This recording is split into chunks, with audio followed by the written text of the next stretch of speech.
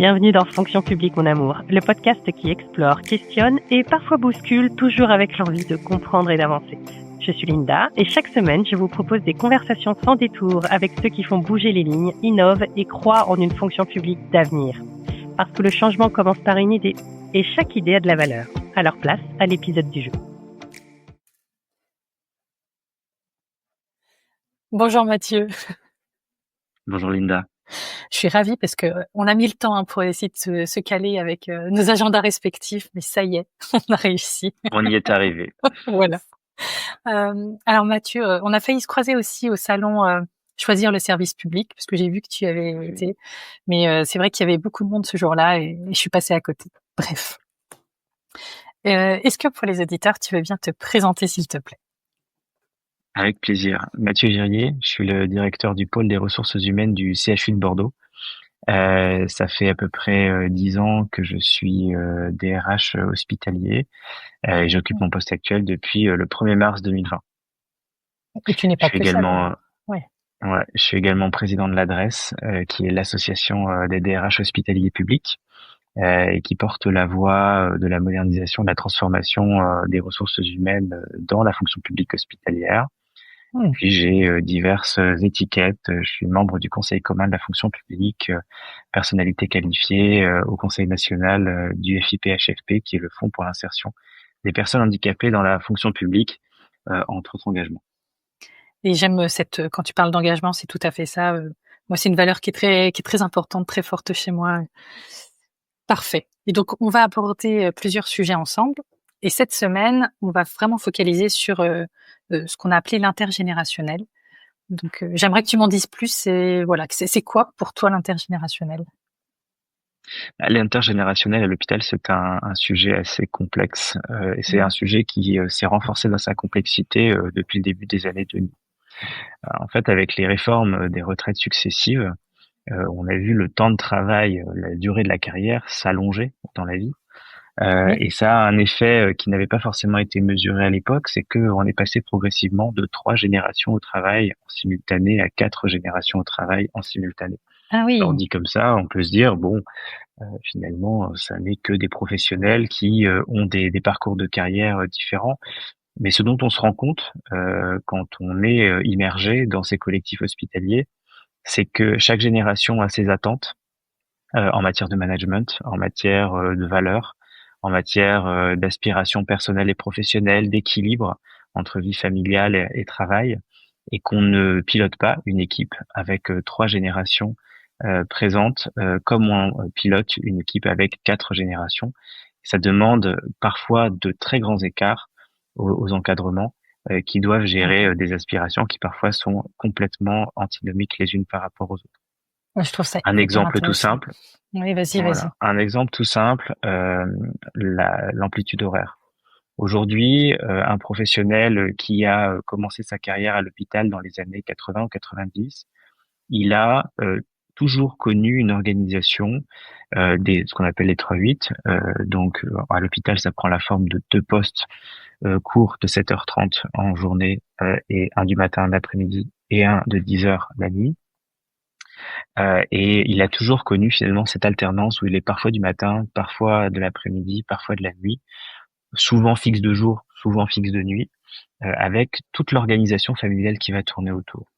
Et quand les nouvelles générations arrivent sur le marché de l'emploi au début des années 2000, et avec un renforcement de plus en plus fort ces dernières années, et que ces nouvelles générations, elles attendent de leur employeur un autre équilibre entre vie personnelle et vie professionnelle, venir moins souvent à l'hôpital, au lieu de venir 5 jours par semaine, venir que 3 jours ou 4 jours par semaine dans le service, que souvent ils habitent plus loin parce que entre-temps l'immobilier est devenu plus cher, donc les trajets sont plus importants, que le rôle des parents, du père, de la mère dans la cellule familiale ont changé avec les générations.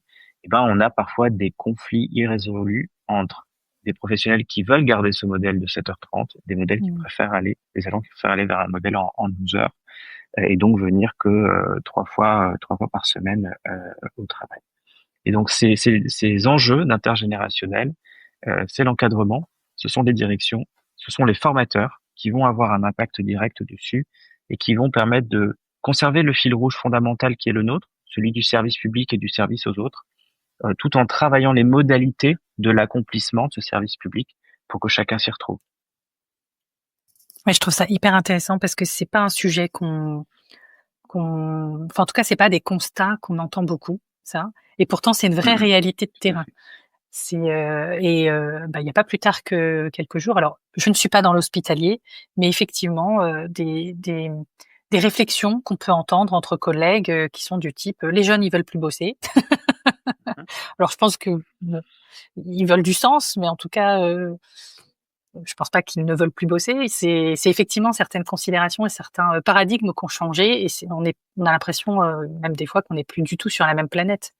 Et je te rejoins, au niveau du management, on se retrouve avec des paradigmes ou en tout cas une culture, je veux dire comme ça, qui est commune quand on est sur la même génération. Et puis on doit manager aussi d'autres cultures. Et là, on arrive à des choses qui peuvent être assez complexes, effectivement. Surtout sans être pris à partie, quoi. Et je te rejoins complètement.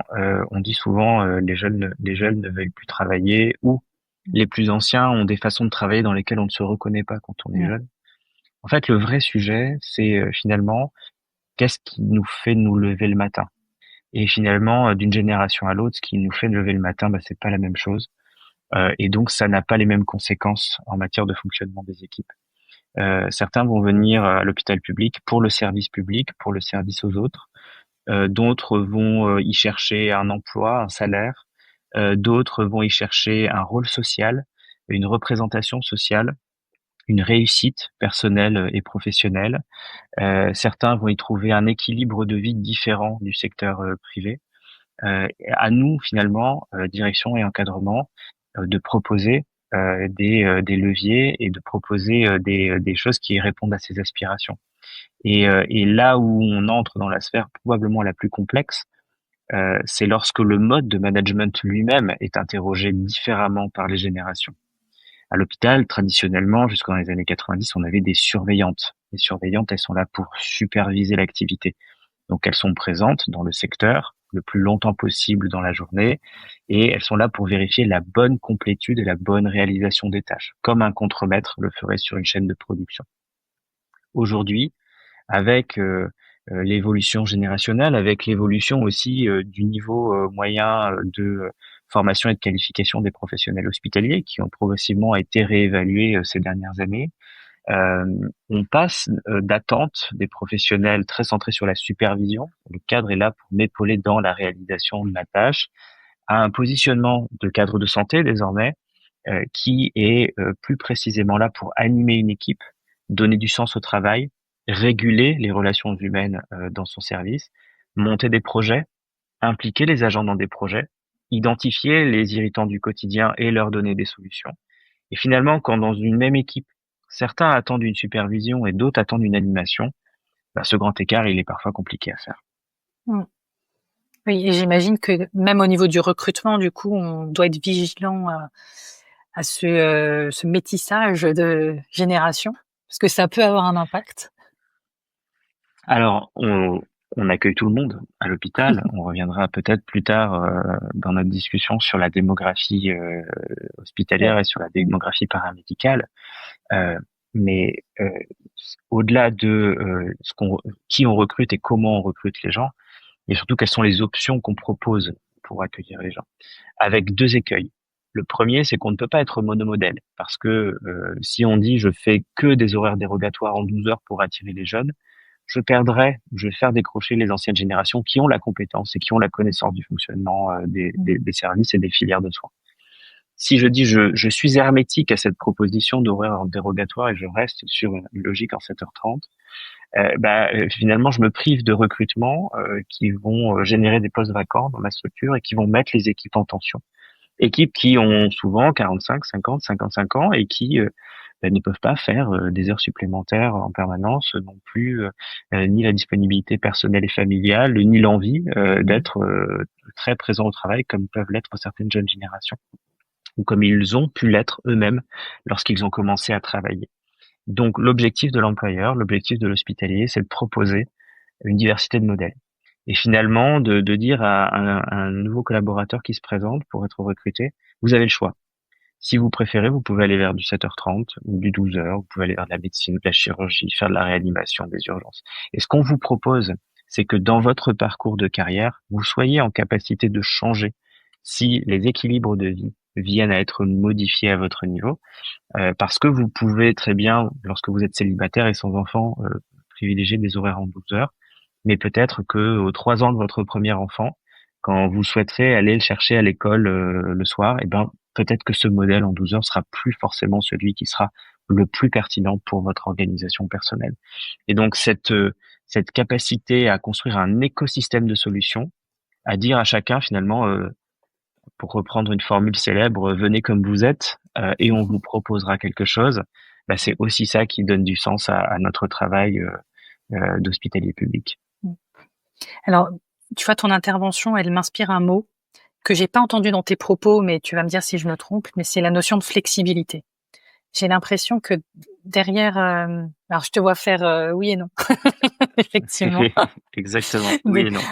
Alors, bah, du coup, pourquoi oui et non? Parce que, alors je vais étayer un peu mon propos quand même.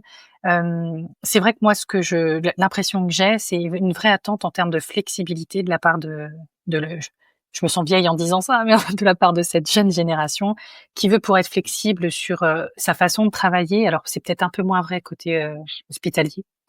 Donc là, je pense évidemment au télétravail ou au présentiel, au distanciel, etc. En termes d'horaire aussi, en termes d'implication. Enfin, il y a plein de choses autour de ça. Donc, voilà, je te laisse intervenir. J'aurais pas parlé de flexibilité parce que flexibilité, ça peut être connoté négativement. J'aurais moi plutôt utilisé un terme qu'on entend plus beaucoup ces temps-ci, mais qui était très à la mode il y a quelques années, qui est la flex sécurité. Finalement, ce qu'on attend de nous, c'est ça, c'est la flex sécurité. C'est effectivement, je veux pouvoir choisir, mais une fois que j'ai choisi, je souhaite qu'on respecte mon choix et qu'on m'accompagne dans mon choix, qu'on m'accompagne dans la sécurité et la stabilité de mon emploi. Si je souhaite rester, parce que une option peut également être de varier les occupations professionnelles, changer de terrain d'activité, aller faire un tour dans le libéral, partir faire un an de tour du monde, partir en Afrique, faire de la coopération, ou en Amérique du Sud, changer complètement d'environnement de travail. Et finalement, c'est plutôt ça qu'on ressent. C'est un écosystème de solutions qui permet à chacun de trouver finalement son bonheur, ou en tout cas répondre à ses attentes personnelles, et qu'ensuite ces attentes puissent être maintenues et entretenues dans les conditions dans lesquelles le contrat a été dealé initialement. Et c'est ça qui est effectivement le plus riche de sens et qui permet au collectif de se recomposer autour du patient et autour des besoins de la prise en charge.